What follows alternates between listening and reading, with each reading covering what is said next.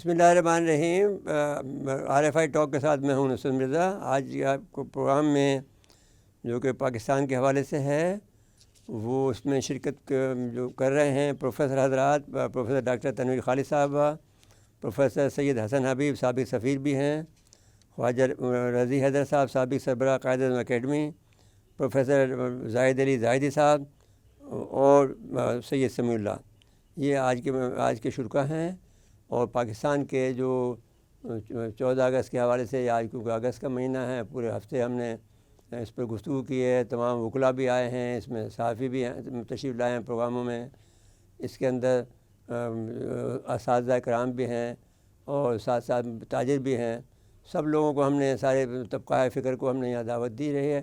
تو آج کی جو موضوع ہے اس میں ہم نے یہ کوشش کی ہے کہ پاکستان میں جو کیوں ترقی نہیں کر سکا، جو شاندار خواب دیکھا تھا مسلمانوں نے نشست ثانیہ کا، وہ پورا نہیں ہو سکا ہے۔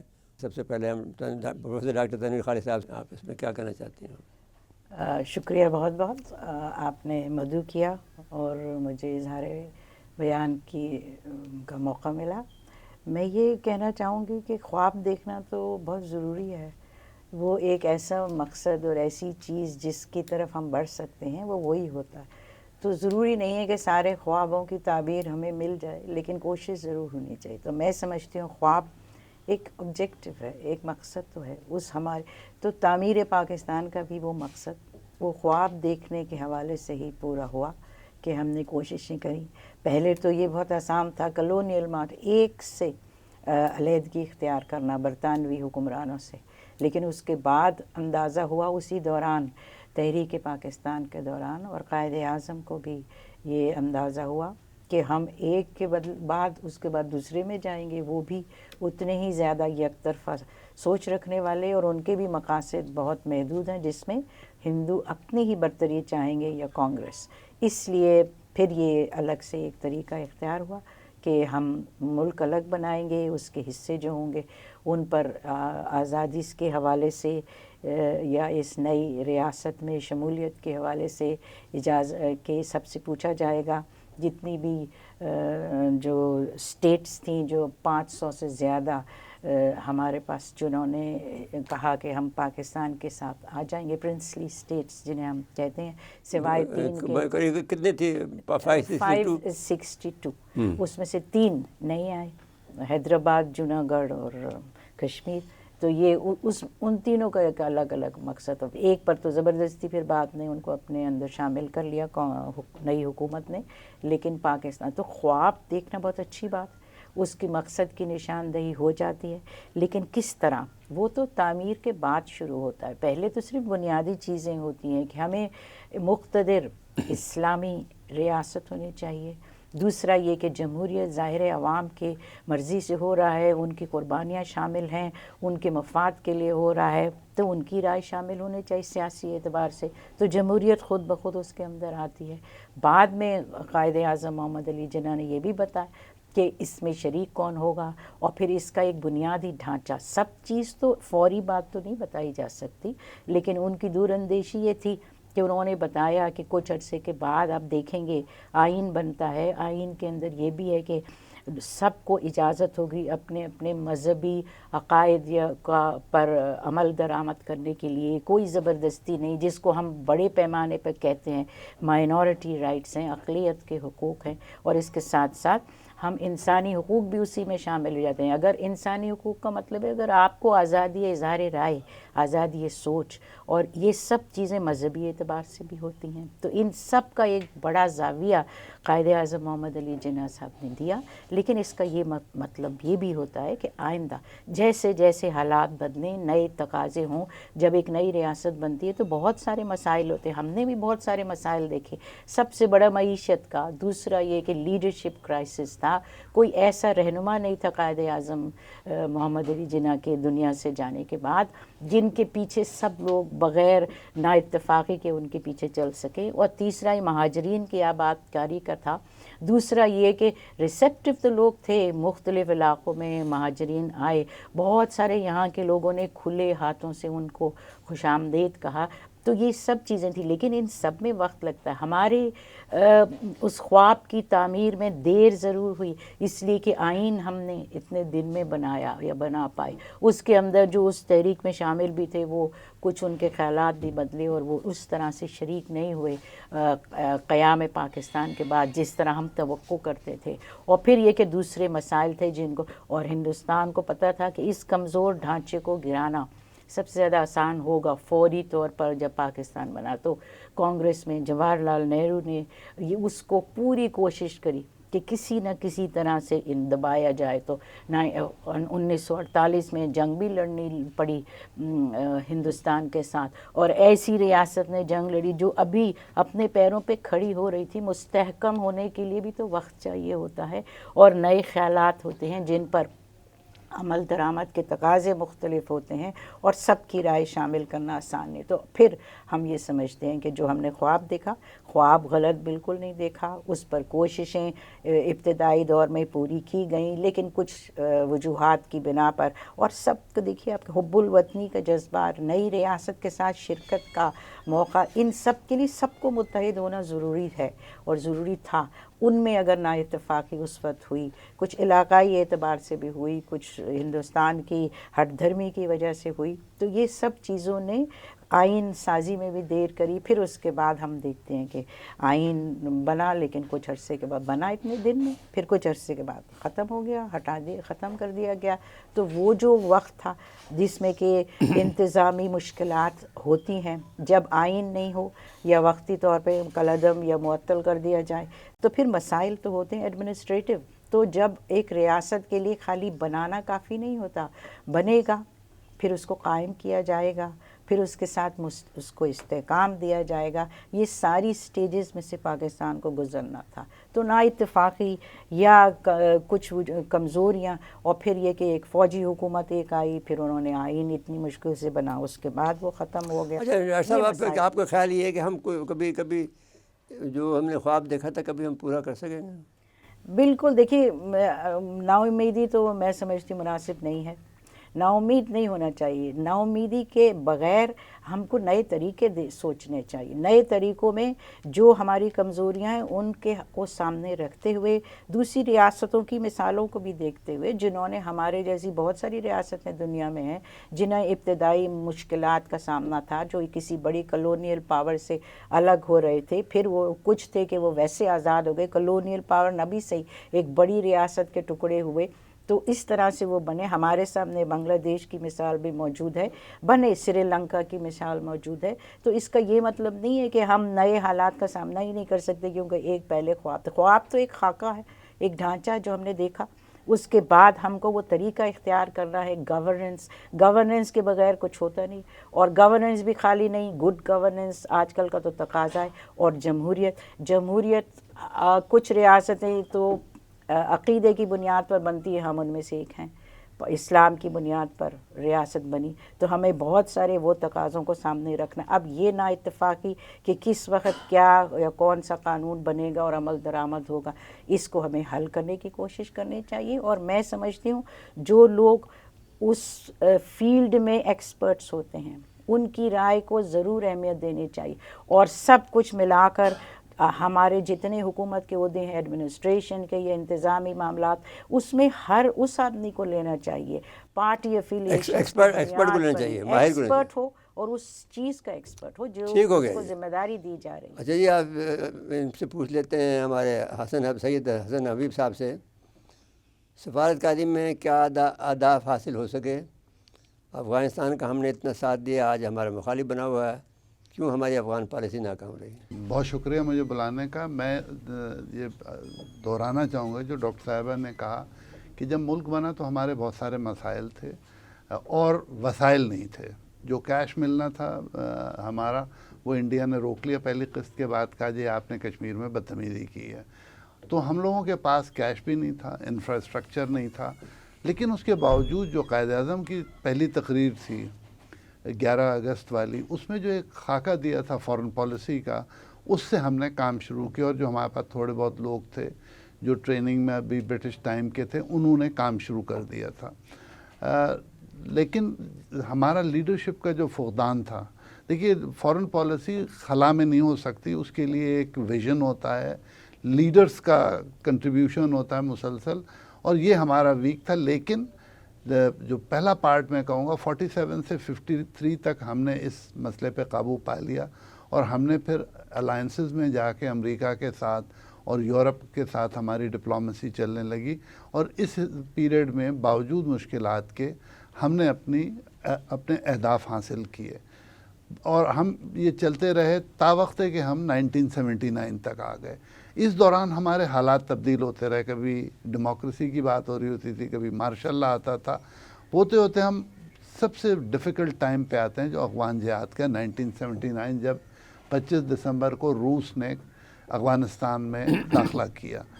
ہمارا قبلہ ایک دم تبدیل ہو گیا، اور ہم نے ساری جو ڈپلومیسی تھی اس کا فوکس رکھا روس کے خلاف اینڈ ان سپورٹ آف جہاد، جس میں ہمارا اگر آپ پوچھیں تو سب سے بڑا نقصان یہ تھا کہ اگلے 10 سالوں میں ہم نے کشمیر کا ذکر ہی نہیں کیا. یہ میں بالکل مستند بات کر رہا ہوں.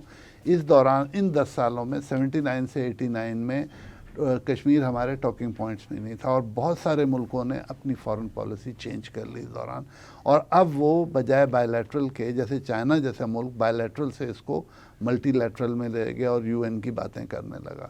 تو ہماری جو ڈپلومیسی تھی وہ گرو کی انیشیلی بہت زیادہ، لیکن جب ہم 79 پہ آتے ہیں تو ہمارا فوکس شفٹ کر جاتا ہے. ہمارا جو قائد اعظم کا ویژن تھا کہ ہمارا کوئی انویژن نہیں ہے، ہم کسی سے جھگڑے میں نہیں ہیں، ہم پیس ود ان پیس ابراڈ، جو بالکل ان کے کلیئر گائیڈ لائنز تھیں، ان کو ہم نے فراموش کر دیا، اور اب ہم ایک بالکل الائنس والی پالیسی پہ تھے. جب امریکہ سے ہمارے تعلقات اول تو 65 کی جنگ کے بعد خراب ہوئے تھے، جب پھر 89 میں امریکہ کی انٹرسٹ ختم ہو گئی افغانستان میں، پھر ہمارے تعلقات امریکہ سے ختم ہو گئے. ویری بریفلی 79 سے 89 تک بہت اچھے تعلقات تھے. تو ہمیں یہ لگتا ہے کہ جیسے ہماری جو ساری ڈپلومیسی تھی وہ نی جرک ری ایکشن پہ تھی، ہم نے کبھی بھی اپنی ڈیفائنڈ پالیسیز کو فالو نہیں کیا. اب اس کی کیا وجہ تھی یہ تو ریسرچ ٹاپک ہے، لیکن لگتا ایسا ہے کہ ہمارے یہاں لیڈرز نے کوئی زیادہ ویژن نہیں دیا، وہ کنٹینیوٹی نہیں رکھی جو قائد اعظم کی پالیسی تھی. پھر ہم لوگوں نے اپنے ارلی فیز میں اسلامائزیشن پہ بڑا زور دیا، جس سے خود ہمارے عرب نیبرز ناراض ہو گئے. ان کا خیال تھا کہیں پاکستان اس طرح اپنی ہیجمنی تو نہیں لا رہا. تو اگر آپ غور سے دیکھیں تو انیشیل فیز میں، بلکہ سے اپ ٹو 74 جو ہمارا ٹارگٹ تھا کہ ہم اسلامی ملکوں کے ساتھ بہت اچھے تعلقات بنائیں گے، وہ ہم اچیو نہیں کر سکے، کیونکہ خود عرب ہم اس سے گھبرائے ہوئے تھے کہ کہیں اس گلوبلائزیشن کی آڑ میں، اسلامائزیشن کی آڑ میں کہیں ہم ان کے اس پہ قبضہ تو نہیں کرنا چاہتے اہداف پہ. تو ہماری فارن پالیسی بہت ڈیفیکلٹ فیزز سے گزرتی ہوئی. 2000 کے بعد پھر ہم اس سے نکلے ہیں. جو ہمارا ڈریم تھا کہ ہم امریکہ کے بیسٹ الائی ہیں، ہمارا ڈریم تھا کہ نیچرلی ہمارے مسلمان ملک الائی ہیں، اس وقت تک ہمیں پتہ چل گیا تھا. تو 2000 کے بعد کی جو ہماری فارن پالیسی ہے وہ اکانومی پہ زیادہ بیس کرتی ہے کہ ہم کس طرح سے گلوبلائزیشن کے اکنامک بینیفٹ سے فائدہ اٹھا سکتے ہیں، یا ہم کس طرح سے اپنے ریجنل ملکوں سے مائنس انڈیا، کیونکہ دیکھیں 2000 کے بعد انڈیا کا ایٹیٹیوڈ بالکل تبدیل ہو گیا. کارگل کی جنگ نے انڈیا کو یہ بتا دیا کہ Pakistan is an unreliable partner, یا انہوں نے ایزیوم کر لیا، کیونکہ ایک طرف واجپئی صاحب بس پہ بیٹھ کے آتے ہیں اور اس کے بعد ہم ان کے علاقے میں گھستے ہیں. اور اگر آپ اس کے بعد غور سے دیکھیں تو انڈیا کی ٹوٹل پالیسی 2000 سے لے کے اب تک ہے پاکستان کو ارریلیونٹ ثابت کرنا، پاکستان کو بیلیجرنٹ اسٹیٹ ثابت کرنا، اور ہماری اب ڈپلومیسی کا سارا فوکس اس پر ہے کہ ہم اس امیج کے خلاف کام کریں. ہم لوگوں کو جا کے بتا رہے ہیں کہ یہ ہو رہا ہے. یہ تو مودی صاحب کا 3rd فیز کے بعد سے انڈیا کا ایک نیا امیج آ رہا ہے اور ہمارا نیریٹو سلولی ایکسیپٹ ہو رہا ہے. لیکن ہم نے اپنی ڈپلومیسی باوجود اس کے کہ اپنے سارے ریسورسز جو ہیں ہمیں اویلیبل نہیں تھے diplomacy is a very costly field. یہ اس کو آپ اس طرح نہ سمجھیں جیسے اور منسٹریز چلتی ہیں. تو ہم نے باوجود ریسورسز کی کمی کے، دیکھیے آپ سے 8 گنا بڑا ملک آپ کے نیکسٹ ڈور بیٹھا ہے. جتنا انڈیا فارن آفس میں انویسٹ کرتا ہے ہم اس کا 1/20 انویسٹ نہیں کرتے ہیں. ٹوٹل پاکستان کی فارن منسٹری کا بجٹ ایک فائٹر جیٹ سے کم ہے. آپ اسے فرنٹ لائن اسٹیٹ ڈیفنس کہتے ہیں.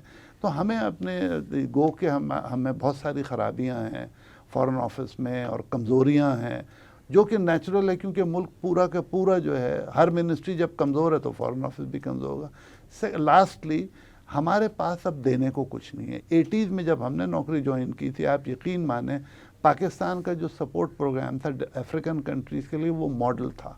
افریقن ملک لڑتے تھے، ہم لوگوں کے جو پاس جو ٹریننگ پروگرامز تھے، جائکا کی سپورٹ تھے، وہ اتنے اچھے تھے کہ یقین مانیں دشمنی کے باوجود ملک وہ پروگرام نہیں چھوڑتے تھے۔ تو اب ہمارے پاس کچھ رہ نہیں گیا، اب ہم جو ہیں وہ اس بری طرح سے ٹیررزم میں گر گئے ہیں کہ ہمارے ریسورسز فاسٹ ڈرین کر رہے ہیں، اکانومی ہماری پرفارم نہیں کر رہی۔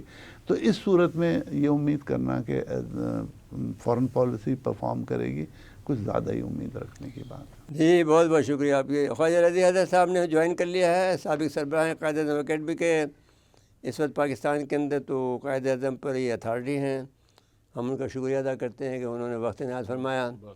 اب آپ سے سوال یہ ہے کہ جو آزادی کے وقت میں جو ہم نے پہلے سوال کیا تھا ڈاکٹر تنویر خالد صاحبہ سے، وہی سوال آپ سے کرتے ہیں کہ ہم نے جو خواب دیکھا تھا دہشت ثانیہ کا، مسلمانوں کی عظمت کا خواب دیکھا تھا، رینیساں کا خواب دیکھا تھا، پاکستان کو ایک بڑا عظیم ملک کے طور پر دیکھنا چاہا تھا، وہ خواب ہمارا پورا نہیں ہوا۔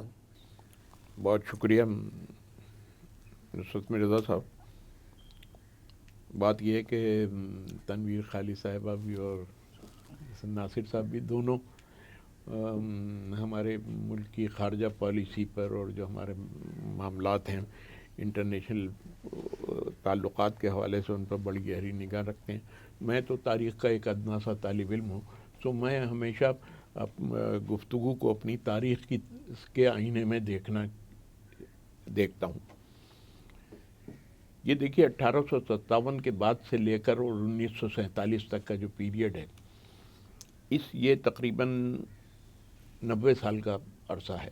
اس 90 سال کے عرصے میں جو ہندوستان کے مسلمانوں کو مسائل درپیش ہوئے، وہ سارے کے سارے مسائل وہ تھے جنہوں نے یہ طے کر دیا تھا کہ ہندو اور مسلمان دو علیحدہ علیحدہ قومیں ہیں اور یہ ایک ساتھ نہیں رہ سکیں گی۔ جب ایک ساتھ نہیں رہ سکیں گی تو اس کا مطلب یہ انہیں علیحدہ ہونا پڑے گا، اور جب علیحدہ ہوں گی تبھی ان کی ترقی جو ہے وہ ہوگی، متعین ہوگی۔ سو آپ دیکھیں سر سید احمد خان ہوں، چاہے نواب محسن ملک ہوں، چاہے حالی ہوں، چاہے آپ کے علامہ اقبال ہوں، چاہے قائد اعظم ہوں، سب نے ہی یہ بات بار بار کہی ہے کہ مسلمانوں کو چاہیے کہ وہ اپنی تاریخ کو زیادہ سے زیادہ اس کا فہم حاصل کریں تاکہ وہ یہ سمجھ سکیں کہ انہیں مستقبل میں کیا لائحہ عمل اختیار کرنا ہے۔ اور قائد اعظم کی تمام تقاریر میں وہ لائحہ عمل موجود ہے۔ انہوں نے بار بار کہا کہ آپ، ایک تو بنیادی بات یہ تھی کہ وہ کہتے تھے کہ ہندوؤں کے ساتھ رہنا ناممکن ہے ہمارا، اور یہ طے بھی ہو گیا تھا 1857 سے لے کر 1947 تک تقریباً 3000 سے زائد فسادات ہندوستان میں ہوئے، ہندو مسلم فسادات، جن میں بہت مسلمان مارے گئے۔ گڑھ مکتیشر کا تو واقعہ آپ کو پتہ ہی ہے، جس میں ہزاروں افراد کو انہوں نے جلا کے خاک کر دیا تھا۔ تو اس طرح کی صورتحال جب پیدا ہو گئی تھی تو یقینی طور پر مسلمانوں کے دل میں بھی یہ عزم راسخ ہو گیا تھا کہ ہمیں ایک علیحدہ ملک حاصل کرنا ہے، اور ہمیں، اور لازمیات ہے اس کا نام بہرحال متعین ہو گیا تھا ابتدا میں ہی کہ یہ پاکستان ہوگا اس کا نام۔ لیکن مسلمانوں نے پوری توجہ کے ساتھ اور پورے اس کے ساتھ یہ طے کر لیا تھا کہ اب ہمیں قائد اعظم کی رہنمائی میں آگے بڑھنا ہے، اور قائد اعظم کی تقاریر میں ان عوام کے لیے پوری رہنمائی موجود تھی۔ یہ الگ بات ہے کہ ہم نے قائد اعظم کی تقاریر کو سمجھا نہیں، ہم نے ان کو پڑھا نہیں۔ آج بھی دیکھ لیجئے یہ صورتحال یہ ہے، یہ تدریس کے شعبے سے وابستہ ہیں، تو قائد اعظم کی کوئی تقریر آپ کی کسی نصاب کی کتاب میں موجود نہیں ہے۔ کیوں نہیں ہے آخر؟ آپ نے کیوں اتنا نظر انداز کر رکھا ہے؟ تو ہمارے تو رہنما وہ تھے نا، انہوں نے ہمیں لائحہ عمل دیا تھا کہ ہمیں پاکستان کو کیسے ترقی دینا ہوگی، کیسے آگے لے جانا ہوگا، سو ہم نے اس کو ہی نظر انداز کر دیا۔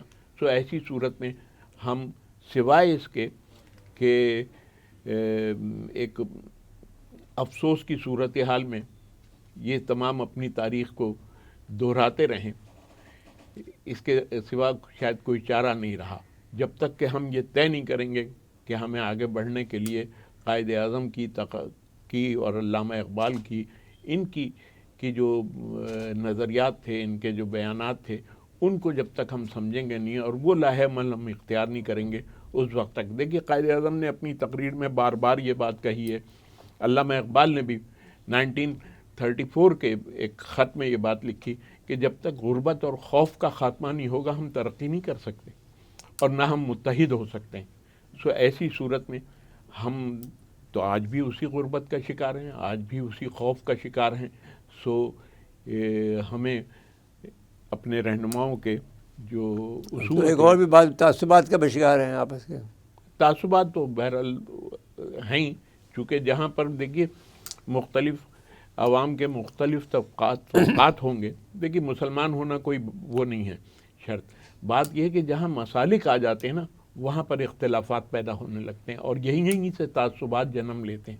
سو ہم نے بنیادی طور پر دیکھیے، آپ یہ بات تو بڑے غور اس سے کہہ دیتے ہیں، حالانکہ میں اس کا رد کرتا ہوں کہ پاکستان کا مطلب کیا لا الہ الا اللہ، لیکن آپ اس لا الہ الا اللہ کی بنیاد پر جس قوم کو منظم اور مستحکم ہونا تھا اسے تو آپ نے ترک کر دیا نا. سو آگے کیسے بڑھیں گے پھر آپ کے اندر اتحاد ہو ہی نہیں سکتا پیدا. میں تو اکثر و بیشتر لوگوں سے یہ بات بھی کہتا ہوں کہ جب آپ یہ کہتے ہیں کہ ہمیں دعا کرتے ہیں کہ اللہ تعالیٰ متحد کر دے اور یہ کرتے، تو میں کہ کن اصولوں پہ متحد ہوں گے یہ بات تو طے نہیں ہو سکے گی کبھی بھی. ہاں تو پھر نشست ثانیہ کا تو خواب ہی رہے گا نا، پھر خواب رہ گئی ہے ہی خواب. اچھا جی، چلیں جی، سید سمیع اللہ صاحب آپ فرمائیں. خواجہ رضی حضرت صاحب کے بعد میں آپ کا بولنا بڑا مزیدار لگے گا، کیونکہ ایک اسٹوڈنٹ کا ایک استاد کے سامنے بولنا کیسا لگتا ہے دیکھتے ہیں. شکریہ سر. ہمیشہ سے یہی میرے ساتھ رہا ہے سر کہ جب آخر میں بولتے ہیں تو ایسا کچھ رہتا نہیں کہ جس پر بولا جائے. سر میں ویسے یہ سمجھتا ہوں کہ قوموں کی زندگی کو اگر دیکھیں تاریخ کی نظر میں تو 76 یا 77 سال کوئی بہت بڑا عرصہ نہیں ہے. قوم آہستہ آہستہ بنتی ہے اور ترقی اور عروج اور زوال کا جو سفر ہے وہ ہوتا رہتا ہے، اور ایک وقت آتا ہے کہ قوم اپنے زوال کے قصوں سے اپنے عروج کے لیے کچھ رہنمائی حاصل کرتی ہے. پاکستان کا بھی اگر یہ سفر دیکھا جائے سر تو کچھ بڑی پازیٹیو چیزیں ہوئی ہیں اور کچھ چیزیں ایسی ہیں جس میں ہم مزید تنزل کا شکار رہے ہیں. انفراسٹرکچر 1947 میں ملک کا ایسا ہرگز نہیں تھا جو آج ہے. بڑے ادارے ڈیولپ ہوئے، کافی حد تک انفراسٹرکچر بہتر ہوا. کانسٹیٹیوشن جب ہم آئے یہاں پر ہم منتشر تھے کہ کیا ہوگا کیسے ہوگا. 1973 کے آئین کی صورت میں ایک ایسا آئین یا ایک ایسا کانسٹیٹیوشن ہمیں ملا جس پر تقریباً تمام طبقات کا، چاہے وہ ڈیفرنٹ لسانی بنیادوں پر ہو یا ایون ایتھنک گراؤنڈز پر ہو، وہ سب اس پر متفق ہیں. دفاع کے حوالے سے آپ نے بات کی سر، فوج نے یعنی ہمارا جو ملٹری ایک مائٹ ہے وہ فوج اچھا نہیں، خاصا وہ ہے. تو پاکستان کا کام ہے، صرف اکیلے فوج کا کام نہیں ہے. ہاں مطلب میں ملٹری مائٹ کی بات کر رہا ہوں کہ ہماری ایک اچھی خاصی ملٹری مائٹ ہے، اور ساتھ میں ایک بہترین ڈیٹرنس شیلڈ کے طور پر آپ کے پاس ایٹم بم بھی ہے. انسٹیٹیوشن اتنے زیادہ ہیں ماشاءاللہ سے کہ ایک کام کے لیے 2 3 انسٹیٹیوشن موجود ہیں. اس سب کے باوجود اچھا، تو میں اس بات سے یہ کہنا چاہتا ہوں سمیع اللہ صاحب، کیونکہ آپ اس کے اسٹوڈنٹ بھی ہیں اور اس پر آپ لکھتے بھی اچھا خاصا ہیں اور لکھ بھی دیا آپ نے، کتاب بھی آپ کی تیار ہو رہی ہے، تو کیا یہ نہیں ہے کہ خاموشی سے ہم اس راہ پہ چل رہے ہیں جس کی بات میں کر رہا ہوں؟ سر میں تھوڑا سا یہاں اختلاف کروں گا. یہ شاید میں ان کو زوال کی وجوہات میں سے ایک چھوٹی سی وجہ سمجھتا ہوں، اس پر میں بات کرتا ہوں. نہیں، پہلے میں میرے سوال کا یہ جواب دیں کہ جس طرح سے آپ دیکھیں نا، ایک بات تو یہ ہے کہ فائدہ تو آپ کو ہوا نا کہ ڈیٹرنس کی وجہ سے جو روز کا خوف تھا کہ انڈیا آپ پر حملہ کر دے گا وہ تو ختم ہو گیا نا. ایک تو یہ بات ہوئی. دوسری بات یہ ہے کہ پھر آپ اپنے آپ کو دنیا کے ساتھ میں جو جوڑ رہے ہیں اور دنیا کا مقابلہ کرنے کی کوشش کر رہے ہیں، اور آپ کو جو شے مل رہی ہے، جس سے سہارا مل رہا ہے، وہ انڈیا کی حرکتوں سے مل رہا ہے، تو آپ اس کے جواب میں جواب تیار کر لیتے ہیں۔ مثال کے طور پر انہوں نے ایٹم بم 1974 میں بنایا، پوکھران میں انہوں نے وہ کیا۔ اب آپ کے اندر اگر وہ نہ کرتے تو آپ ایٹم بم کا سوچ بھی نہیں سکتے تھے۔ ایوب نے تو یہ کہہ دیا تھا نا کہ اس وقت جب انڈیا دھماکہ کرے گا تو اس وقت تک مارکیٹ سے ہم خرید لیں گے۔ تو لیکن آپ نے خود سے ہی پھر 1983 میں بنا لیا، اور پھر آپ 1998 میں آپ اس کا اظہار بھی کر دیا۔ پھر یہی نہیں کیا آپ نے، اب شاہین بنا لیے، آپ نے ہر بات کولڈ اسٹارٹ ڈاکٹرن کیا انہوں نے۔ تو یوں کہیں کہ آپ کو جو توانائی مل رہی ہے وہ انڈیا کی حرکتوں سے مل رہی ہے، لیکن آپ اپنے منزل کی طرف تو رواں دواں ہیں نا۔ سر یہاں میں تھوڑا سا اختلاف کروں گا۔ آپ ایٹم دو بم، دوا نہیں کریں، زیادہ تھوڑا نہ کریں، زیادہ کر لیں، لیکن آپ کریں جو بات بھی کرنی ہے۔ میں یہ کہنا چاہوں گا سر کہ ایٹم بم، میزائل یا کوئی بھی ارسینل بذات خود کوئی نعمت نہیں ہے، یہ کوئی اچیومنٹ نہیں ہے، یہ تو صرف ہماری ضرورت ہے۔ چونکہ ہمیں انڈیا سے خوف ہے، ایک دشمن کا خوف ہے، اور دشمن نے ایک سطح تک اپنے ارسینل کو بلند کیا، تو اس کی وجہ سے خود کو سیف رکھنے کے لیے، اپنی سیفٹی کو اور اپنے قوم کی سیکیورٹی کو مضبوط کرنے کے لیے ہمیں یہ بنانے پڑیں۔ مطلب یہ ہماری کوئی زیادہ خواہش نہیں ہے کہ ہمارے پاس زیادہ اسلحہ ہو اور اس اسلحے سے ہم کھیلتے رہیں، بلکہ ہماری خواہش تو یہ ہے کہ ہم امن سے رہیں۔ ہاں، اگر کوئی دوسری طاقت ہمیں امن سے نہیں رہنے دیتی تو اس امن کو قائم رکھنے کے لیے پھر ہم آرسینل بھی بناتے ہیں، پھر ہم ایٹم بم کی طرف بھی جاتے ہیں، دوسری چیزیں بھی بناتے ہیں۔ بجائے اس کے سر چند اور چیزیں ہیں ہمارے خیال سے جو اس ملک کے تنزل کی طرف مطلب نشاندہی کرتی ہیں۔ پہلی چیز انتہا پسندی، یہ کچھ ہمارے مقتدر نے، اداروں نے، اور کچھ ہم نے یعنی قوم نے وہ اس معاشرے میں پھیلائی۔ میں تھوڑا سا خواجہ رضی حیدر صاحب سے بھی اختلاف کروں گا۔ انہوں نے فرمایا کہ اسلام کی حد تک کوئی اختلاف نہیں ہوتا، مسالک جب آ جاتے ہیں تو اختلاف آتا ہے۔ سر قرون اولیٰ میں مسالک تھے، امام شافعی جاتے ہیں بغداد اور وہاں پر نماز اس طرح سے پڑھتے ہیں جیسے امام ابو حنیفہ پڑھتے ہیں، اور رواداری کا یہ ہے کہ پیچھے والے جب سٹوڈنٹس دیکھتے ہیں کہ آپ تو آج رفع یدین نہیں کر رہے، آپ تو نماز اس طریقے سے پڑھتے ہیں جو امام ابو حنیفہ پڑھتے ہیں، وہ کہتے ہیں قبر والے سے ہمیں حیا آتی ہے، اس شہر کا جو فقیہ ہے اس سے ہمیں حیا آتی ہے، اس لیے ہم ان کے طریقے پر نماز پڑھیں گے۔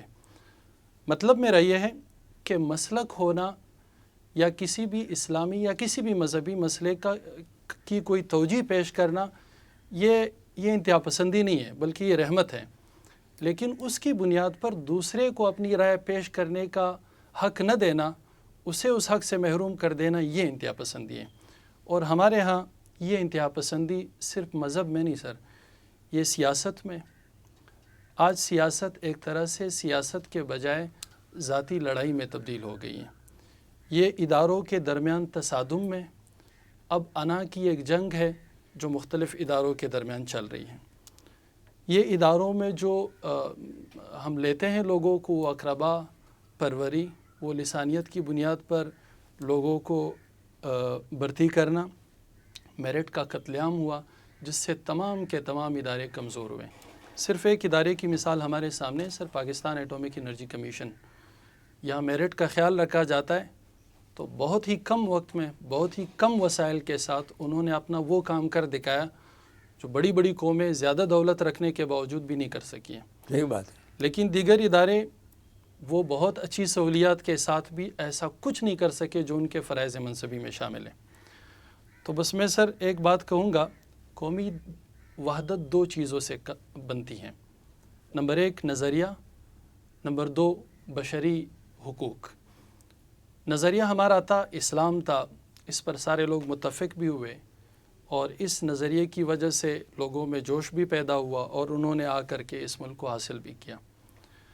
لیکن نظریہ جب آپ کو کوئی منزل دیتا ہے یا ایک پڑاؤ دیتا ہے تو اس پڑاؤ کے بعد ان لوگوں کی ضروریات کا خیال رکھنا ضروری ہے۔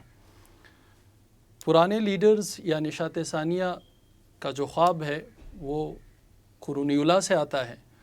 وہاں پر لوگ پیٹ پر اس لیے ایک پتھر باندھنے پر راضی تھے کہ ان کا لیڈر 2 پتھر باندھتا تھا، آج اب یہ دیکھا جاتا ہے کہ میرا لیڈر اپنے ریوو میں اپنے کتے کو سیر کروا رہا ہے اور غریب کا بچہ اس کو خشک روٹی کے ٹکڑے نہیں ملتے، تو یہ بچہ کبھی بھی اس پر راضی نہیں ہوگا کہ میں نظریے کی وجہ سے زندہ رہوں اور نظریے کی وجہ سے مطلب وحدت کا بیڈ شکار۔ گورننس ہے، بالکل بیڈ گورننس ہے۔ ڈاکٹر صاحب اب میں یہ محسوس کیا اس وقت عجیب طرح سے کہ یہ صحیح ہے کہ پاکستان کے اندر تنزل کا احساس ہو رہا ہے جیسا کہ سمیع نے کہا، لیکن میں یہ محسوس کرتا ہوں کہ ہم نشأت ثانیہ کی طرف بھی بڑھ رہے ہیں۔ وہ یہ ہے کہ جب تک کہ یعنی قرآن مجید کی دو بڑی آیتیں ہیں، ایک تو یہ ہے کہ وہ جو سورہ انفال کی ہے، اور تیار کرو اپنے گھوڑوں کو جو جس کے خوف سے دشمن جو ہے وہ سرحد کے پار آپ ڈرے، اور پھر یہ بھی اللہ نے حکم دیا کہ جو آپ اس پر خرچ کرو گے اس کا بھی ہم آپ کو صلاح دیں گے، اس سے بھی زیادہ جو بہتر سمجھ بتا سکیں گے، لیکن بہرحال لب لباب یہی ہے۔ دوسرا جو بات ہے وہ سورہ فیل میں آپ کو ملے گی، جس میں MIRV کا کنسپٹ ہے۔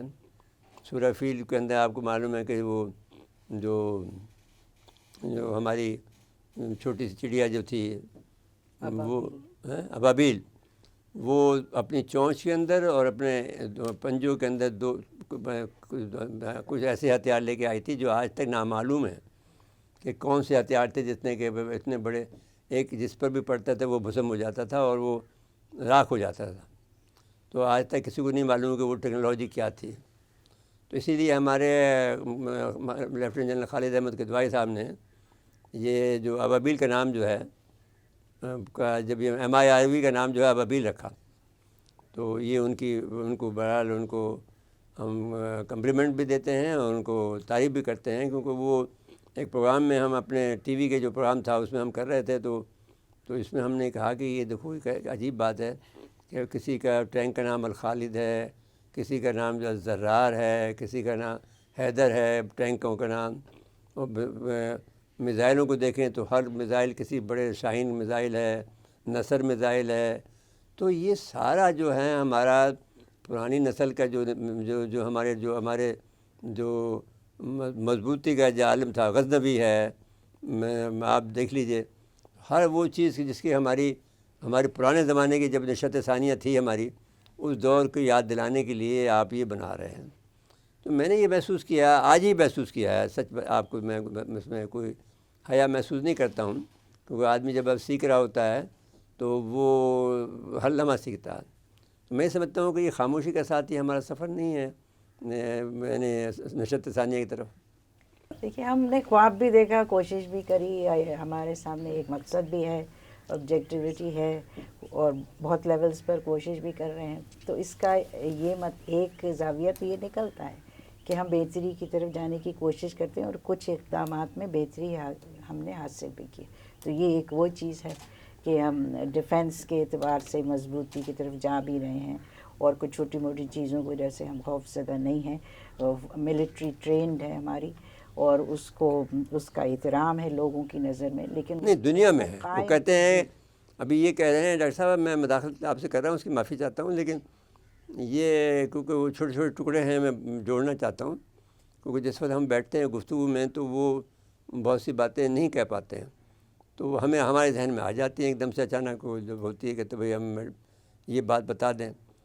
دنیا میں یہ فیصلہ کیا ہے کہ پاکستان کی جو فوج ہے، جو بظاہر تو 6 لاکھ ہے، لیکن وہ کہتے ہیں کہ اتنی منظم فوج ہے کہ اگر یہ چاہے گی تو پورے ایشیا کا جو سسٹم ہے اس کو ڈسٹرب کر دے گی اگر اس کو چھیڑا گیا تو وہ اس کو چھیڑنا نہیں چاہتے ہیں۔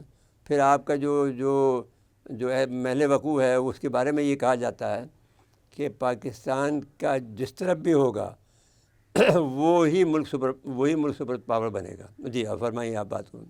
تو یہ ایک زاویہ ہے نا اس کا کہ بھئی ایک مضبوط فوج ہے جس کا استعمال صحیح طرح سے اگر کیا جائے तो बहुत अच्छी बात है, लेकिन उसकी कुछ शराइत होती है। हर चीज़ जो जितनी भी अच्छी है कहीं ना कहीं उस पर पाबंदी होती है, और अफराद पर भी होती है, चाहे कितने ही बाइख्तियार क्यों ना हो। वो अपने आप को कानून से बालातर न समझें कभी, क्योंकि कहीं ना कहीं पकड़ होती है। अगर वैसे नहीं समझ में आता तो हमारे सामने कितनी मिसालें हैं दुनिया में जहाँ इतने ताकतवर लोगों को भी जब गिरावट हुई, जब तनज़्ज़ुली की तरफ गए तो किस तरह से गए।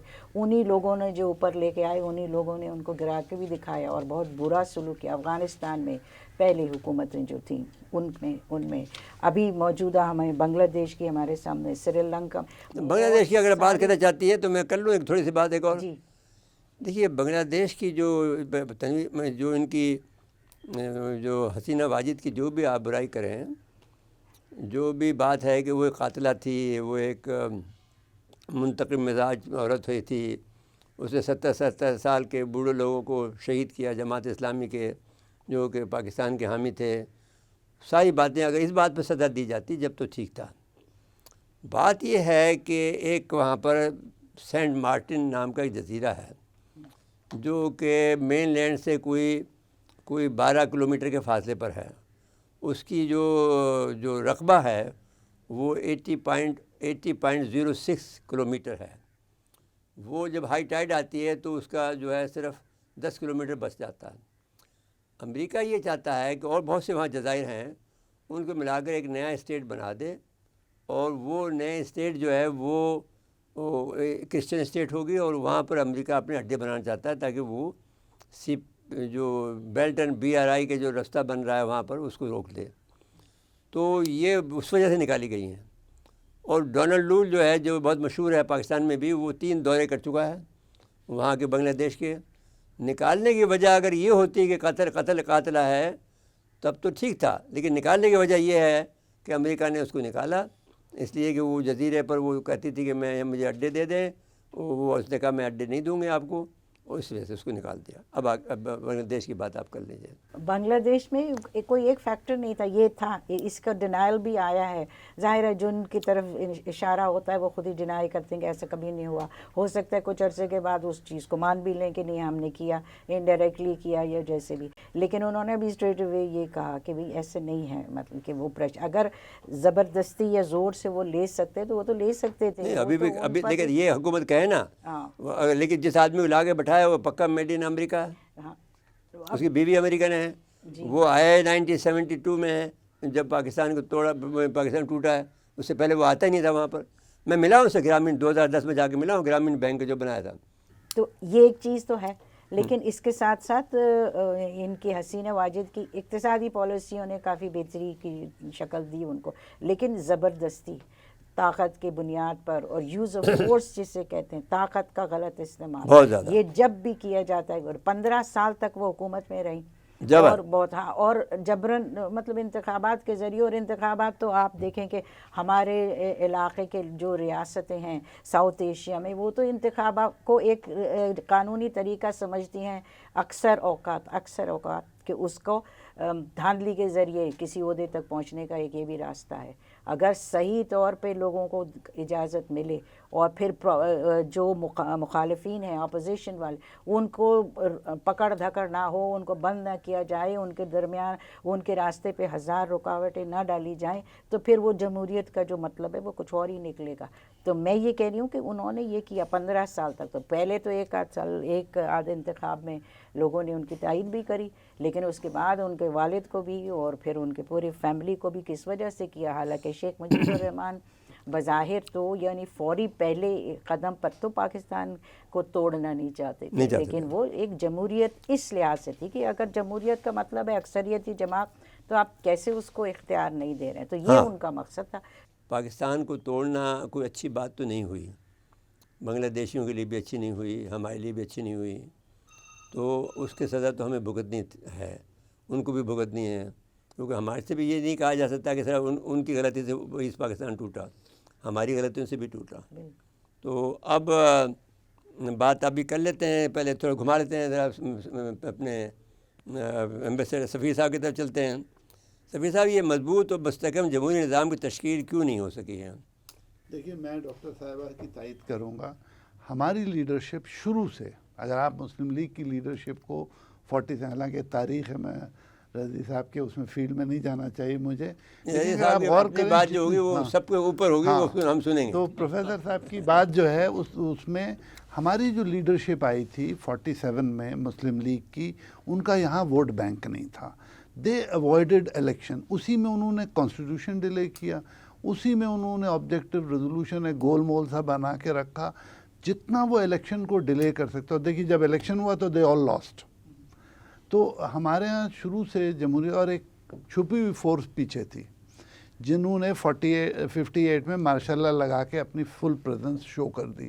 اس سے پہلے بھی اگر آپ غور سے دیکھیں تو بڑے ایمبیشس لوگ تھے جو اس کو بالکل کالونی کی طرح چلانا چاہتے تھے. ڈیموکریسی بہت دیر میں سسٹم میں آئی ہے، جیسے سلیم اللہ صاحب نے کہا کہ 73 کا جب آئین آیا تو پہلی دفعہ سب نے اس کو ایگری کیا. 56 پہ بھی ایگریمنٹ نہیں تھا، 62 پہ بھی نہیں تھا.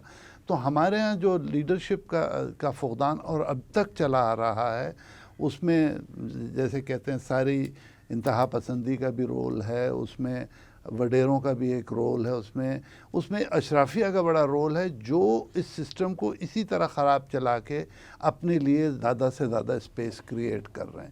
یعنی 80% سے زیادہ ریسورسز کوئی 5% لوگوں کے پاس ہیں. ان کو کیوں جمہوریت پسند آئے گی؟ جمہوریت تو ہمارے جیسے لوگوں کو پسند آئے گی کہ جو ہم مڈل کلاس کے آپ لوگ ہیں. کیا آپ جمہوریت قابل بھی ہیں یا نہیں ہیں؟ کیونکہ آپ کے بچے آدمی کو پتہ ہی نہیں ہے. دیکھیے اس میں مغربی جمہوریت یا کون سی ہاں، جمہوریت ہے بات کی، کیونکہ قائد اعظم نے تو مغربی جمہوریت کو رد کر دیا تھا. اچھا انہوں نے کہا پھر کیا فارمولہ دیا انہوں نے؟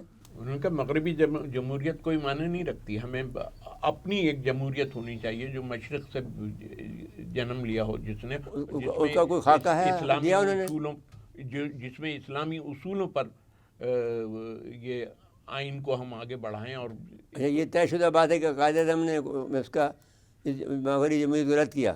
جی ہاں بالکل، متعدد تقریریں قائد اعظم کی جس میں انہوں نے کہا ہے، خود 15 اگست آپ کی اس وقت کون سی جمہوریت چل رہی ہے؟ مغربی جمہوریت چل رہی ہے. مغربی جمہوریت. ہاں اس کو رد کر چکے قائد اعظم کے. دیکھیے یہ تو آپ کی لیڈرشپ نے اپنی کنوینئنس کے لیے اڈاپٹ کر لی نا. دیکھیے انگریز کے جانے کے بعد جو ہمارے اب اس میں ہمارا دوسرا سوال ہے، اس میں ایک دو باتیں ہوئی نا. رضی عدیٰ صاحب سے ہم بات کر لیتے ہیں. رضی صاحب ایک تو بات یہ ہوئی کہ قائد اعظم صاحب نے جب ٹوڈی جتنے بھی تھے جو انگریز کے پنجاب میں خصوصاً، وہ جب وہ جانے لگے، گورا جانے لگا تو انہوں نے کہا صاحب ہم تو آپ کے غلام تھے، ابھی کیا کریں؟ انہوں نے کہا مسلم لیگ میں شامل ہو جاؤ. سب مسلم میں شامل ہو گئے. اسی لیے ہم ان لوگوں کو جو ہے فتح مکہ کے بعد کے مسلمان کہتے ہیں. ہاں جو لوگ اب 44 اور 45 کے الیکشن کے بعد مسلم لیگ میں آئے ہیں انہیں، اور ہوا یہ کہ یہاں پر پاکستان کے قیام کے بعد وہی لوگ برسر اقتدار آ گئے. انہی لوگوں کے وہ یہ قائد اعظم، لیکن قائد اعظم کو یہ بات پتہ تھی. آپ دیکھیے مجھے یہ بات ایک سفیر نے بتائی جو کہ میئر کراچی کے تھے، وہ مجھے بحرین میں ملے. وہ بحرین میں سفیر تھے پاکستان کے، سم ویئر آئی تھنک 1980 میں کی بات کر رہا ہوں. تو انہوں نے مجھے کہا کہ میں حیدرآباد کے رہنے والے تھے، تو میں نے ہم لوگ آپس میں جی آپس میں تعلق بن گیا. روک لیا میں نے. ہاں تو انہوں نے مجھے کہا کہ حیدرآباد سندھ کی بات کر رہا ہوں، حیدرآباد میں دکن سمجھ کی. گیا حیدرآباد سندھ. تو انہوں نے مجھے کہا کہ بھائی بات یہ ہے کہ جب قائد اعظم صاحب نے ایک سارے بیوروکریٹ کو بلایا اسٹیٹ بینک کی بلڈنگ میں، اور کہا کہ اب میں دیکھیے یہ پاکستان ہے، میرے پاس زیادہ وقت نہیں ہے، اور آپ لوگ پڑھے لکھے لوگ ہیں، اور مجھے معلوم ہے کہ میری باسکٹ میں جو چکنس ہیں یا کیا کہا انہوں نے، چکن کے بچے ہیں، وہ مجھے معلوم ہے کیا ہیں. تو تمہارا ذمہ داری یہ ہے کہ تم ملک کو چلاؤ. اب ان صاحب نے جو پولیٹیشین تھے انہوں نے آ کے سب کو بتا دیا کہ صاحب یہ بیوروکریسی کو پاور دے رہے ہیں، تو سارے لوگ بیوروکریسی کے خلاف ہو گئے. تو ورنہ تو وہ بیوروکریسی ملک کو چلا لیتی. دوسری بات جو ہے اہم بات وہ یہ ہے کہ بیوروکریسی جو تھی، آج بھی بیوروکریسی کا یہی حال ہے کہ وہ جو لوگ بھی پاکستان جنہوں نے بنایا وہ بیچارے بہت شریف لوگ تھے، نیک لوگ تھے، بڑے مخیر لوگ تھے، لیکن ان کو یہ جو انگریز کا سسٹم تھا وہ چلانا نہیں آتا تھا. یہ انگریز کی بیوروکریسی کو چلانا نہیں آتی تھی. تو وہ جب فائل وائل لے کے پہنچتے تھے وہ بیچارے سمجھ میں نہیں آتا تھا ان کے کیا کریں. تو اب وہ مولوی تمید کو لے لیں، خواجہ نازم کو لے لیں، لیاقت علی خان کے بعد تو وقت نہیں تھا، تو اب تو اس لحاظ سے یہ مسئلہ ابھی تک وہیں پر اٹکا ہوا ہے۔ دیکھیے میں خود بیوروکریسی کا پارٹ رہا ہوں 34 سال. بیوروکریسی کا جو ہے کوئی ویژن نہیں ہوتا ہے. They are trained to follow instructions, جسے ہم کہتے ہیں نا سلیس اردو میں کہ جوں پہ جوں اور مکھی پہ مکھی بٹھا دیتے ہیں. تو آپ کا ویژن نہیں تھا نا، آپ کی وہی لیڈرشپ جب آپ مخیر اور اتنی تعریف کر رہے ہیں، وہ تو خود الیکشن سے خائف تھے. انہوں نے کانسٹیٹیوشن ڈیلے کیا اسی لیے کہ ان کو پتہ تھا الیکشن ہوگا تو یہاں ان کا ووٹر ہی نہیں ہے، وہ کیا کریں گے. تو بیوروکریسی سے یہ امید کرنا کہ وہ آئین بھی بنائیں گے، پھر نہیں کیا بات یہ ہوئی کہ وہ نہیں کانسٹیٹیوشن اسمبلی میں آتے ہی نہیں سر، اٹینڈنس ہی نہیں ہوتی تھی کانسٹیٹیوشن اسمبلی میں. جو 45 ممبر تھے وہ کبھی سال میں ایک دفعہ بھی نہیں جمع ہوتے تھے. تو آج بھی ہے. ہاں، بیوروکریسی سے یہ امید کرنا کہ وہ انہوں نے 56 کا ایک دہلی سے کانسٹیٹیوشن بنا لیا، پتہ نہیں کہیں سے کاپی کیا ہوگا اور تو کچھ ان کے تو اتنی عقل نہیں ہوتی، ان کا تو یہ کام نہیں ہے. تو جب تک آپ کی نہیں، میں 35 کے ایکٹ کو انہوں نے تھوڑا سا لائٹر سائڈ بھی گفتگو کر لیں، بیوروکریسی کی عقل نہیں ہوتی ہے. نہیں، دیکھیے میں اس بات کو ماننے پہ تیار نہیں. وہ جرنلسٹ ہوتے ہیں، ان کو ایک چیز دے دی جاتی ہے، ایک ٹرین کر دیا جاتا ہے کہ بھئی یہ کسٹم لا ہے، آپ نے فالو کرنا ہے. جرنلسٹ کہہ رہے ہیں آپ، جرنلسٹ جی سے جرنلسٹ، صحافی نہیں کہہ رہے ہیں آپ، صحافی نہیں کہہ رہے ہیں جی سے جرنلسٹ، ہمیں مطلب شامل نہیں کر رہے they are jack of all. آپ نے ان کو بتا دیا بھئی یہ END رولز ہیں، آپ نے اس پہ ملک چلانا ہے. یہ جو ہے مطلب ویژنری نہیں ہے. نہیں، ویژنری نہیں. ڈکلیئر کر دیں آپ آج. ہاں آپ بالکل لکھ لیں. جی ڈکلیئر ہو گیا. تو آپ ان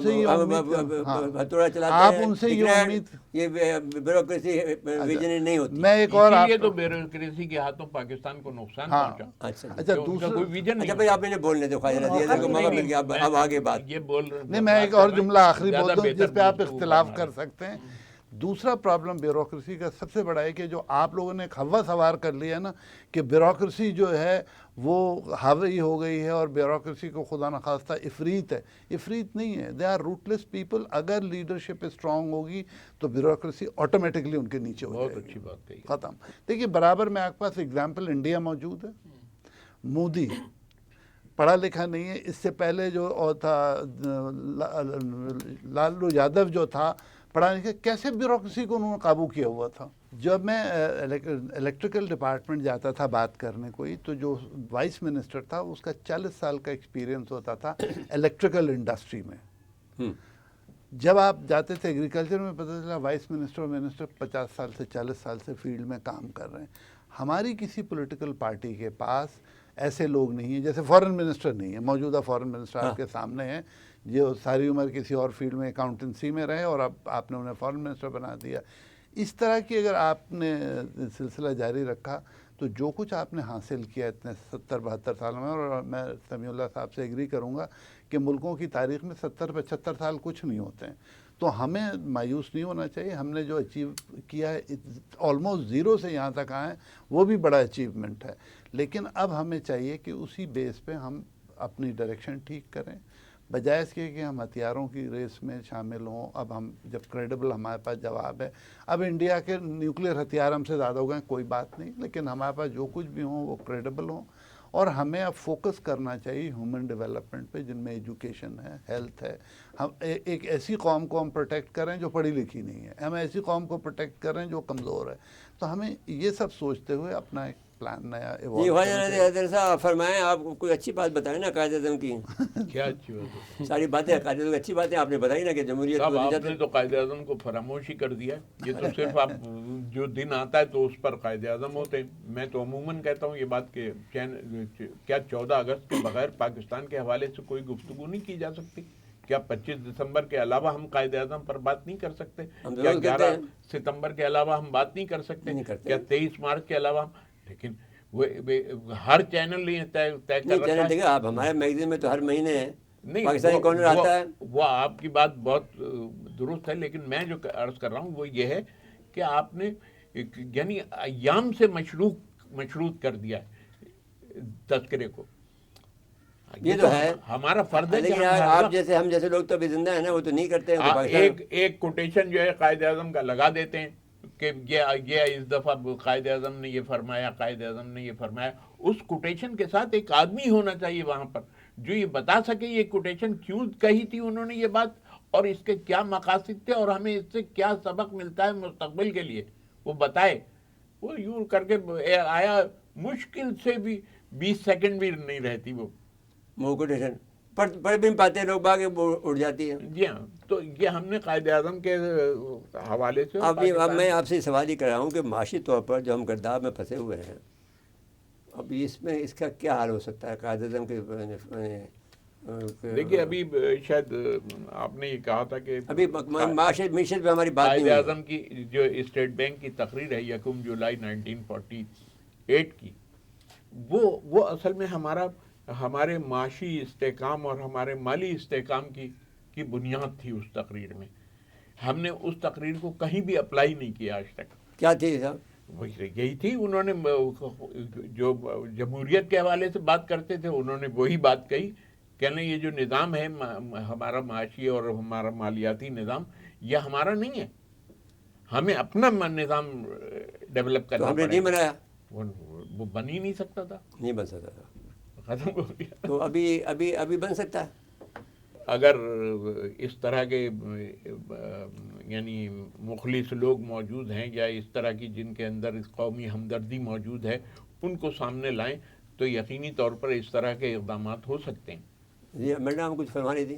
جی میں یہ کہنا چاہوں گی کہ دیکھیے ہر چیز کے انٹرپریٹیشن یا تشریح ضرور سمجھنی چاہیے. جمہوریت کا لفظ استعمال کر کے جمہوریت جمہوریت کو رد کر دیا جو آپ چلا رہے ہیں. جمہوریت مغربی طرز جمہوریت، یہی مغربی جمہوریت ہے نا سو چل رہی ہے. میں کہہ رہی ہوں جمہوریت کا مطلب سمجھیں تو ہمارے والے جو لیڈر ہیں یا جو، اور انقلاب تو ذہنی تبدیلی کا نام بھی انقلاب ہوتا ہے. ہم انقلاب سمجھتے ہیں توڑ پھوڑ اور ایک نظام حکومت کو دوسری سے بدل دینا، یہ انقلاب کہلاتا ہے. انقلاب تو یہ بھی ہے کہ ایک معاشرے کو تبدیل کرا، کرا، غربت کو ختم. اب معاشرے کو تبدیل کرے، جماعت اسلامی تو بہت کوشش کر رہی ہے، وہ بیچاری نہیں کر پاتی. نہیں جماعت اسلامی نہ کہیں، آپ اہل دانش اصل میں تبدیل کرتے ہیں. دوسرا کریکولم ہے کیا کریں؟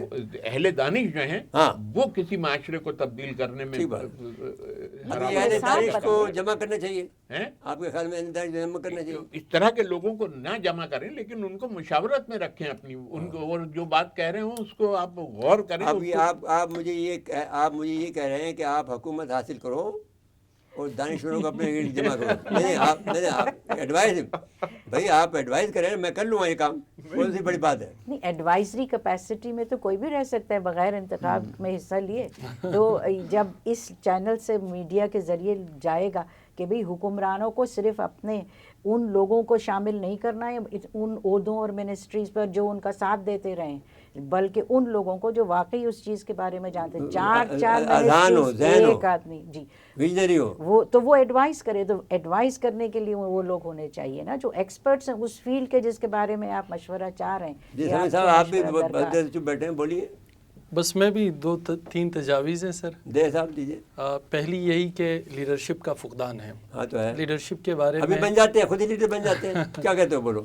سر بس ہمیں بھی یہ دیکھنا ہے کہ ہم کہاں پر اس تعریف پر پورے اترتے ہیں جو ہمارے بڑے طے کر کے گئے.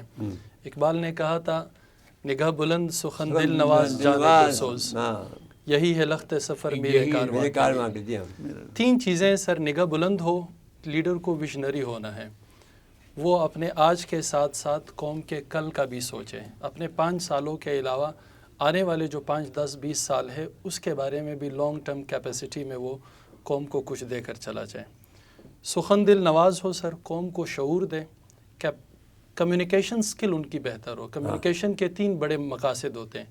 پہلے ہم اپنی بات کو کنوے کرتے ہیں، پھر اپنے بات میں جو ہمارے دلائل ہوتے ہیں اس سے اپنے آڈینس کو کنونس کرتے ہیں، اور وہ پھر کنونس کر کے سخن دل نواز آپ کی بات کو جو ہے دل کو چھونے والی ہونی چاہیے. تو چونکہ ہمارے دلائل اور ہمارا اتنی آپ آج کل اتنی سخیر اردو آج کل لوگوں کو سمجھ نہیں آتی ہے. سخن دل نواز کہاں، اتنی خوبصورت جملہ ہے، کیا آدمی اس پر قربان جائے.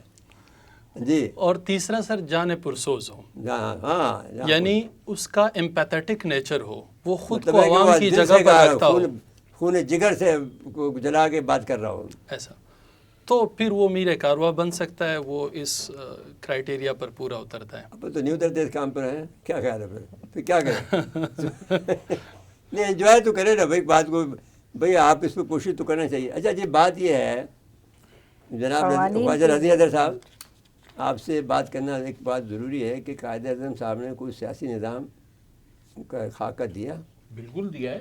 اب میں وہی بات تو ابھی عرض کر رہا تھا کہ صاحب نے قائد اعظم کی تقاریر جو ہیں, اصل میں بنیادی بات یہ ہے کہ قائد اعظم کی تقاریر اور ان کے بیانات, ان کو سمجھے بغیر اور ان کو پڑھے بغیر آپ کسی قسم کا کوئی لاہ عمل تیار کر ہی نہیں اچھا سکتے. جی آپ بتائیں نا, ہمیں تو بتائیں نا صاحب. نہیں میں تو کیا بتاؤں گا, اب تقریریں ہوں تو میں بتا دوں آپ کو, دیکھیے یہاں یہ کہا یہاں یہ کہا, لیکن آپ نے تو ان کی طرف کوئی توجہ نہیں دی ان تقریروں کی. اصل اور دوسری سب سے بڑی وجہ جو ہے ہمارے یہاں جو ہے تاریخ کو ٹکڑوں میں پڑھا گیا. جو لوگ گفتگو کر رہے ہوتے ہیں تحریک پاکستان کے حوالے سے یا قائد اعظم کے حوالے سے, کہ وہ انہوں نے ٹکڑوں میں پڑھ رکھا ہے, جس کی وجہ سے وہ کسی ایک واقعے کو اس کے پس منظر میں جا کر نہیں دیکھتے ہیں کہ یہ واقعہ جو تھا اس کا اسباب کیا تھے, اور نہ وہ کسی آئندہ صورتحال پر اس کا اطلاق کر سکتے ہیں. تو ٹکڑوں میں پڑھی ہوئی تاریخ کی بنیاد پر ہم تاریخ کے بارے میں فیصلے کرنے لگے. یہ ہمارا کتنا بڑا المیہ ہے, ہمیں شروع سے. اچھا جی اب الٹیمیٹ گفتگو کریں صاحب, بات سمجھ میں آ گئی. بات یہ ہے کہ بات تو یہ ہوگی کہ قائد اعظم کو ہم نے سرے سے ان کے اقوال کو نظر انداز کیا. جی ہاں بالکل. ان کی جو انہوں نے راستہ متعین کیا تھا اس کو چھوڑا. ہم نے جو انگریز کے ٹوڈیز تھے ان کے ہاتھ میں حکومت دے دی اور خود جو ہے چپ ہو کر گھر میں بیٹھ گئے. تو اب صورتحال میڈم آپ فائنل گفتگو کرنا شروع کریں, آپ کیا کریں پھر؟ اب میں تو سمجھتی ہوں جو ہمارے بنیادی مسائل کا مطلب وہ چیزیں جو کہ ہمیں اس خواب کی تعبیر میں رکاوٹ ہیں. خواب کا مطلب ایک مستحکم جمہوری اسلامی ریاست.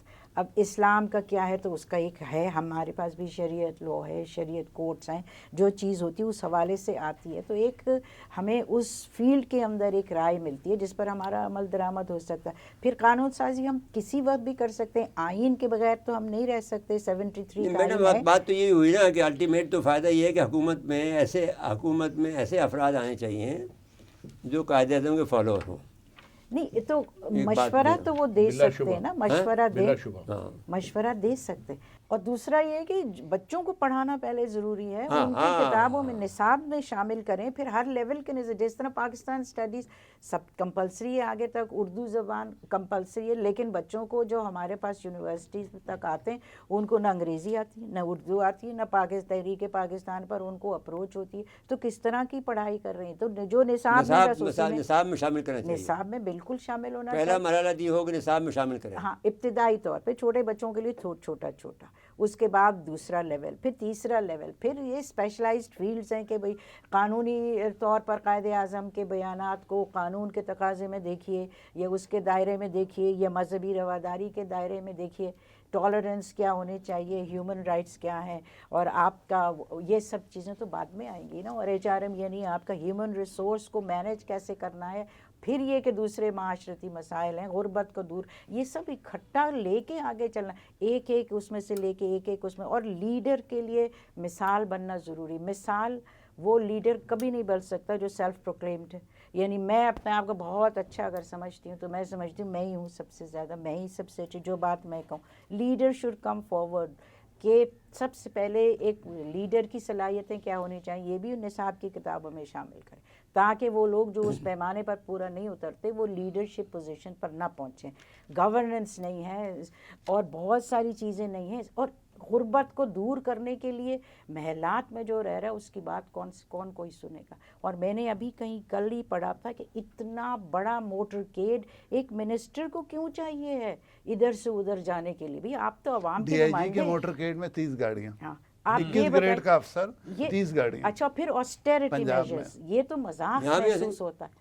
نہیں مذاق لگنے لگتا ہے کہ آپ اتنا بڑا, تو ایک طرف یہ فرق ہے, اور دوسرا آسٹیرٹی میجرز جو پہلے ہی بیچارہ بدحال ہو چکا, مڈل کلاس ہو یا لوور مڈل کلاس, تو کیا ٹیکس دے گی, مڈل کلاس ہے تو اس کی پیٹ مڑ گئی, اس پیٹ کے اوپر ایک اور پتھر کی سیل ڈال دی اس کی بہتری کے لیے. So how is that possible? کون اس کو مانے گا؟ باشعور ذہن یا باشعور عقل, جو باشعور ہے عقل رکھنے پر کیا اس چیز کو صحیح مانے.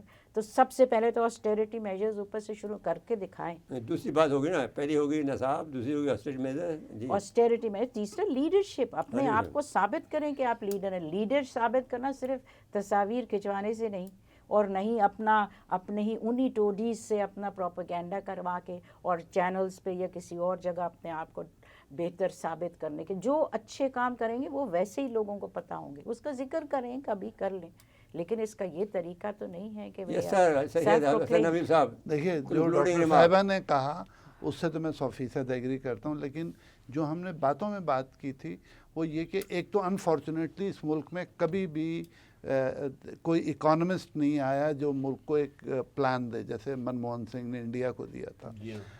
ہمارے پاس بینکر آ رہے ہیں, چاہے وہ شوکت عزیز ہوں یا موجودہ ہوں. اب آپ دیکھیں 5 سالہ منصوبہ بنتا ہی نہیں ہے. 60 میں بن رہا تھا, 50 میں بن رہا تھا, اب بنتا ہی نہیں ہے. آپ کا بجٹ بنتا ہے 2 مہینے بعد ضمنی بجٹ آ جاتا ہے. 15 دن کا بجٹ ہوتا ہے ہمارا. چلے خیر, 15 دن بعد ایک بدل تو جاتا یہ ہے کہ آپ کی کنٹینیوٹی ہو, دوسرے آسٹیریٹی ہو. میں بالکل آپ کو کلیئر کہہ سکتا ہوں, اگر آپ رولز آف بزنس میں جائیں تو پرائم منسٹر ہاؤس جس پہ آپ خربوں روپے خرچ کر رہے ہیں وہ بھی جعلی ہے, پریزیڈنٹ ہاؤس جو ہے وہ بھی جعلی. یہ سب کام تو اسٹیبلشمنٹ ڈویژن کا ہے. آپ اسٹیبلشمنٹ ڈویژن سے کام لیں.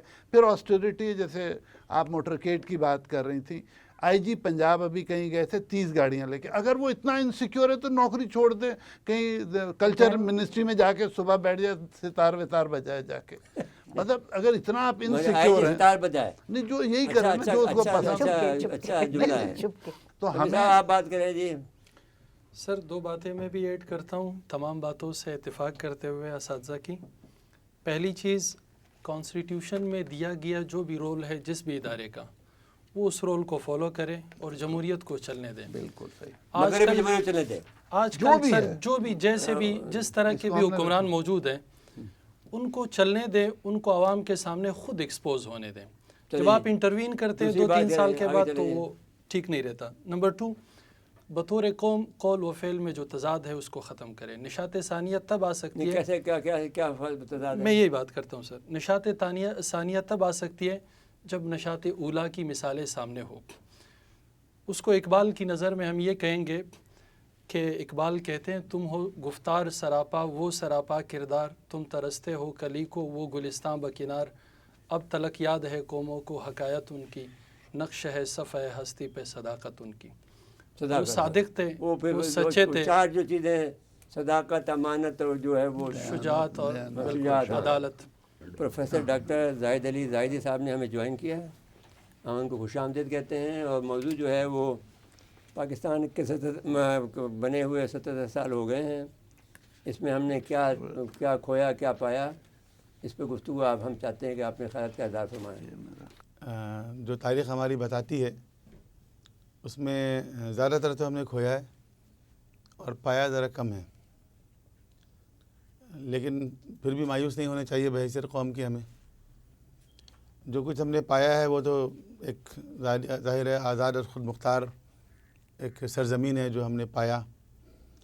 اس کی آزادی اور خود مختاری کو کتنا ہم نے باقی رکھا یہ اب ہمارا قصور ہے, لیکن ہمیں تو قائد اعظم محمد علی جناح نے اور تحریک پاکستان کے رہنماؤں نے اور آزادی کی خاطر اپنی جانیں قربان کرنے والوں نے ایک تحفہ دیا تیار کر کے بنا کے, اور وہ ہمارے حوالے کیا انہوں نے. اور ہم نے اس کے ساتھ یہ کیا کہ نہ ہم نے اس کی سیاست کو صحیح رکھا, نہ اس کی معیشت کو صحیح رکھا, نہ اس کے اندر تعلیم کے نظام کو ڈھنگ سے ہم بنا سکے, نہ ہم صحت کا نظام بنا سکے, نہ ہم نے اس میں عدل و انصاف کا نظام صحیح طریقے سے چلایا. ایک ہمارے حکمران بھی تھے جو قوم کو بتاتے تھے کہ اب قوم کے اتنے لوگوں کے پاس اینڈرائڈ کا فون ہے, ٹھیک ہے نا, تو وہ سمجھتے تھے کہ ترقی کا معیار جو ہے یہ اینڈرائڈ کا فون ہے. جی, تو اگر اس طریقے سے ترقی ہو سکتی ہو تو جس ملک کے اندر سب سے پہلے یہ کمپنی بنی موبائل کے فون کی, وہ کمپنی بیٹھ گئی, ٹیکنالوجی اور ایڈوانس ہو گئی. اب وہ فون استعمال نہیں ہوتا, بہت کم ہو گیا استعمال ہونا. تو اگر آپ زمانے کے ساتھ ساتھ نہیں چلیں گے, اگر ٹیکنالوجیکل ایڈوانسمنٹ کے ساتھ ساتھ نہیں چلیں گے تو اس کی پوزیشن جو ہے وہ یہی ہو جائے گی. اینی وے دیکھیں، میں نے عرض کیا کہ مایوس نہیں ہونا چاہیے کسی بھی قوم کو، اور بہتری کے لیے ہمارے پاس کئی اچھی انڈیکیشنز موجود ہیں۔ سب سے پہلے تو یہ ہماری نوجوان نسل ہے، ٹھیک ہے، جو آپ دیکھ رہے ہیں جس طرح بنگلہ دیش میں کہا جاتا ہے کہ جین زی جو جنریشن زی جو ہے وہ یہ انقلاب لے کر آئی، تو ہمارے پاس بھی ایک بڑی تعداد جو ہے وہ جین زی کی جو ہے وہ موجود ہے، اور یہ صحیح وقت ہے، دس از دا رائٹ ٹائم۔ اگر ہم نے اس پر کچھ نہیں کیا تو یہ ساری پوری جنریشن ایک ساتھ ہی بوڑھی ہو جائے گی۔ جہاں اس بات پہ خوش ہو رہے ہیں کہ ہمارے پاس نوجوان اتنے ہیں، تو ان نوجوانوں سے اگر ہم نے کام نہیں لیا ان کے ٹیلنٹ سے، تو یہ سارے نوجوان ایک دم چلے جائیں گے دوسرے جنریشن کی طرف۔ تو یہ ایک پازیٹیو ہے کہ ہمارے پاس بڑی تعداد میں نوجوان ہیں، بہت ٹیلنٹڈ ہیں، دنیا کے مختلف شعبوں میں جا رہے ہیں، وہ بہت اچھا ویژن ہے ان کا، اور جہاں جا رہے ہیں وہ بھرپور محنت کر رہے ہیں، یعنی ہمارا نوجوان جو ہے وہ مختلف شعبوں میں مختلف ملکوں میں بھی جا رہے ہیں، تو آپ دیکھیں وہ کافی محنت کر رہے ہیں، اور وہ سمجھ گئے ہیں کہ مثلا محنت کے ذریعے، تعلیم کے ذریعے ہی جو ہے وہ اپنا مقام بنا سکتے ہیں۔ تو یہ چیزیں پازیٹیو ہیں کہ ہمارے نوجوان مختلف شعبوں میں، یہ شکایت نہیں کرنی چاہیے کہ پہلے کے لوگ بہت اچھے تھے اور آج کل کے بہت برے ہیں، نہیں، یہ محاورہ جو ہے یہ آؤٹ ڈیٹڈ ہو گیا ہے۔ اب جو بچے آ رہے ہیں اس میں ناکارہ اور نکمے ہر دور میں رہے ہیں، ایسی بات نہیں ہے کہ نہیں رہے ہیں، پہلے بھی رہے ہیں، اور یہ جو آ رہے ہیں اس میں بہت بڑی تعداد میں ٹیلنٹڈ نوجوان ہیں جن سے امیدیں ہیں کہ آگے چل کر یہ وطن عزیز کے لیے کام کریں گے۔ ہماری ڈیوٹی یہ ہے کہ ہم سسٹم کو صحیح کریں، ہم ایجوکیشن سسٹم کو ہی صحیح کر دیں فرض کریں، تو یہ ہمارا ٹیلنٹ ضائع نہ ہو۔ تو ہم سسٹم کو اگر صحیح کر دیں گے تو آپ یقین کریں کہ آگے چل کے امید رکھ سکتے ہیں کہ مثلا 10 سال 20 سال قوموں کی زندگی میں اگر آپ سویلائزیشنل ایڈوانسمنٹ کی بات کریں گے نا، تو اس میں 50 سال کیا 100 سال بھی کوئی چیز نہیں ہے، صدیوں میں جا کے ایک سویلائزیشن اسٹیبلش ہوتی ہے۔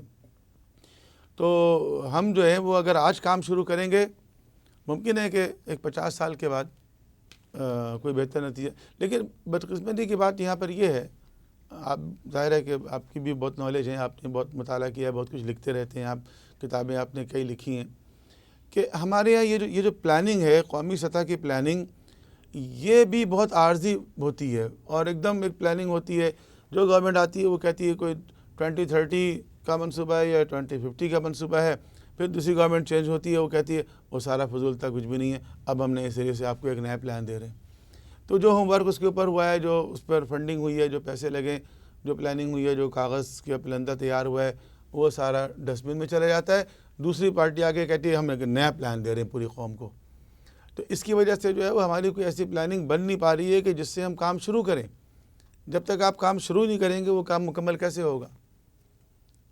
تو بس میں تو سمجھتا ہوں کہ امید اچھی رکھنی چاہیے، لیکن اس میں جن لوگوں کی ذمہ داریاں ہیں وہ یہ عہد کریں کہ ملک کے لیے وہ کچھ نہ کچھ کریں گے، ملک ہے تو وہ ہیں، ملک ترقی کرے گا وہ بھی ترقی کریں گے، ملک میں پیسے آئیں گے ان کی جیب میں بھی پیسے جائیں گے، تو یہ سب چیزیں جو ہے ایک دوسرے کے ساتھ مربوط ہیں، اور اگر ہم اس پہ آج کام شروع کریں گے تو امید ہے کہ کچھ عرصے کے بعد جو آج ہم جس طرح ڈسکس کر رہے ہیں اس طرح نہ کریں اور کوئی بہتر صورتحال بیان کریں۔ مثال نہیں، ڈسکشن تو ہر لمحہ کرنا پڑے گا آپ کو، کیونکہ اگر ترقی بھی کر رہے ہیں تب بھی کرنا پڑے گا، یہ کافی نہیں ہے۔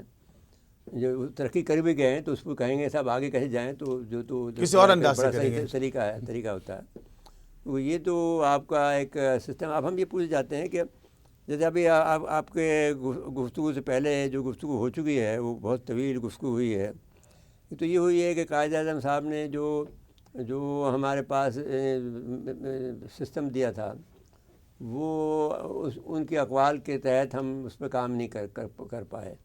ایک تو یہ بات ہوئی، پھر دوسرا یہ کہ نصاب میں ہم قائد اعظم کے اقوال اور قائد اعظم کی تحریریں اور قائد اعظم کا جو پروگرام تھا وہ ہم نہیں ڈال پائے، یا وہ ایسا رہتا ہے جو ایک زمانے میں جب جیسے وہ شیخ سعدی کو پڑھتے تھے، جو ادب و اخلاق کے حوالے سے پڑھتے تھے، وہ چیزیں بھی ختم ہو گئیں۔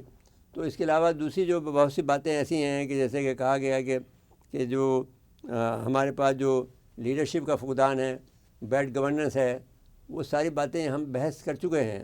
اس بارے میں بھی اگر آپ کچھ کہنا چاہتے ہیں تو کہہ لیں، اور پھر اس کو وائنڈ اپ کریں گے۔ جیسے مثلا ایران میں انقلاب آیا، امام خمینی کو 10 سال مل گئے، 10 سالوں میں انہوں نے ایک سسٹم کو اسٹیبلش کر دیا، سیٹ کر دیا، ایک پٹری پہ ڈال دیا. اب وہ 40 سال سے نہیں ہے، لیکن اس کے باوجود بھی وہ سسٹم اس پٹری پہ چل رہا ہے. تو قائد اعظم کو یہ مہلت نہیں مل سکی بدقسمتی سے، یا جو اور اس کے بارے میں مختلف طرح کی تھیوریز ہیں، میں اس طرف نہیں جا رہا. لیکن بہرحال اب ہمارے پاس وہی ہے، قائد اعظم کے کچھ ارشادات ہیں، اقوال ہیں. لیکن ملک بننے کے بعد پلاننگ بنانا اور ملک بننے سے پہلے ایک آئیڈیا دینا دو مختلف چیزیں ہوتی ہیں. تو وہ چیز تو ہمارے پاس نہیں آئی. لیکن جو قائد اعظم کے ارشادات ہیں، جو اقوال ہے، حقیقت یہ ہے کہ ہم اس کے اوپر بھی قائم نہیں رہ سکے. جو وہ چاہتے تھے وہ یہ والا پاکستان تو نہیں چاہتے تھے نا. نہیں کم از کم یہ تو ہم کہہ سکتے ہیں کہ یہ جو جس وقت ہم بیٹھے ہیں جہاں، وہ داغ سویرا، وہ کیا جاگ اجالا، وہ شب گزیرہ سحر، وہ انتظار تھا جس کا، یہ وہ سحر تو نہیں. تو وہ یہ تو بہرحال نہیں چاہتے تھے. تو اور جو حالات و واقعات پیش آتے تو مزید کچھ پلاننگ کرتے. بے شک مسلم لیگ کے منصوبے میں اس زمانے میں کانگریس کی طرح آپ کی جو ہے وہ لینڈ ریفارم کا فارمولہ نہیں تھا، جس طرح کانگریس نے پہلے سے بنایا ہوا تھا. مسلم لیگ نے ایسا کچھ اعلان نہیں کیا تھا. لیکن ملک بننے کے بعد جب آپ بہت سی پلاننگ کرتے ہیں، ٹیکسیشن کا نظام بناتے ہیں، تو میں بھی لینڈ ریفارم اور ایگریکلچرل ٹیکس، یہ چیزیں آتی ہوں یقیناً اس کے اندر. تو اس طرح بہتری ہوتی. لیکن بدقسمتی سے ہم نے جو ہے نا وہ ان چیزوں کو بھی فراموش کر دیا. اور اگر ان ہدایات پر بھی عمل کریں ہم، قائد اعظم کی جو ہدایات ہیں، تو بہتری کی طرف ہم جا سکتے ہیں. جی بہت بہت شکریہ پروفیسر ڈاکٹر تنویر خالد صاحبہ، آپ کا بہت شکریہ کہ آپ نے وقت عنایت فرمایا.